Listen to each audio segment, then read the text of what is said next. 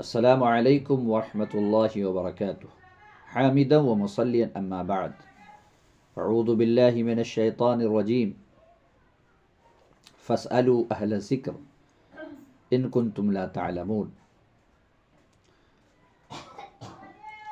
آج کے درس میں باتیں چل رہی ہیں نماز کی حالت میں کاندھوں پر رومال لٹکانا۔ فتاوی نمبر 85 ذاکر عباس مدنی۔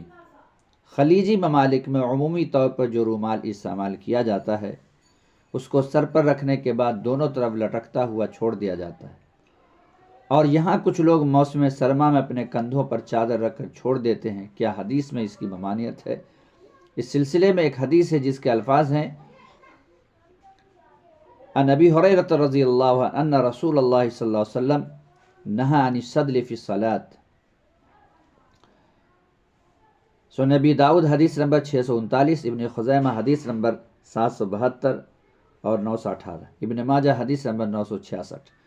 یہ حدیث ضعیف ہے، اس کی دو علتیں ہیں۔ اس کے اندر ایک راوی الحسن بن ذکوان ہے جو مدلس ہے، دوسرا اس میں اصل بن سفیان نامی راوی ضعیف ہے، لیکن امام البانی رحمہ اللہ کے نزدیک کی حدیث صحیح ہے، بنا بری سدل ممنوع ہوگا۔ اب آئیے دیکھتے ہیں کہ سدل کیا ہے۔ لغت میں الارخاء والارسال یعنی چھوڑنے اور لٹکانے کو کہا جاتا، اور اصطلاح میں کئی تعریفیں کی گئی ہیں۔ امام خطابی کہتے ہیں کہ ارسال الثوب حتی یصیب الارض، کپڑے کو چھوڑنا یہاں تک کہ وہ زمین تک لٹکتا رہے۔ معالم السنن جلد اول صفحہ 179۔ نہایہ میں ہے کہ سدل کہتے ہیں کہ کپڑا اوپر سے اوڑھ کر چھوڑ دے جیسے یہودی کرتے ہیں، اور بعض لوگوں کا کہنا ہے کہ سدل جبہ میں یہ ہے کہ اس کو اوڑھ لے اور ہاتھ آستین کے اندر نہ کرے۔ شارحین حدیث نے وضاحت کی ہے کہ چادر کو اس کے درمیان سے اپنے سر یا کندھوں پر ڈال لیا جائے اور اس کی دائیں بائیں اطراف لٹکتی رہیں۔ سدل کے حکم کے بارے میں اہل علم کے مابین اختلاف ہے۔ علامہ ابن المنذر نے اس سلسلے میں 3 اقوال نقل کیے ہیں۔ نمبر 1، علامہ ابن منذر کی اس سلسلے میں 3 اقوال۔ نمبر 1 مکروہ ہے، نمبر 2 بعض لوگ جواز کے قائل ہیں، نمبر 3 اس میں تفصیل ہے۔ الاوسط جلد 5 صفحہ 37۔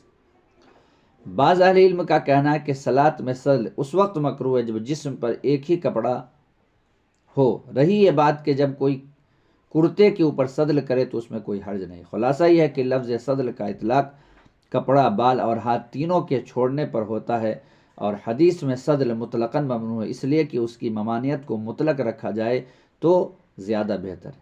عربوں میں رائج غتروں پر مذکورہ بالا تعریف منطبق نہیں ہوگی، کیونکہ وہ غترہ زمین تک نہیں کھسٹتا ہے۔ دوسری بات یہ ہے کہ اسے عذراء تکبر نہیں لٹکایا جاتا۔ تیسری بات یہ ہے کہ وہ لوگ کرتے کے اوپر سدل کرتے ہیں، اس کے علاوہ اور دیگر وجوہ ہیں جن کی بنیاد پر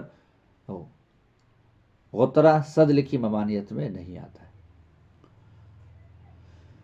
تو نماز کی حالت میں کاندھوں پر رومال لٹکانا آج کے درس میں جواب دیا گیا۔ واللہ عالم بالصواب۔ ڈاکٹر حافظ فہد الاسلام سلفی، اسلامک ریسرچ آرگنائزیشن، پٹنہ۔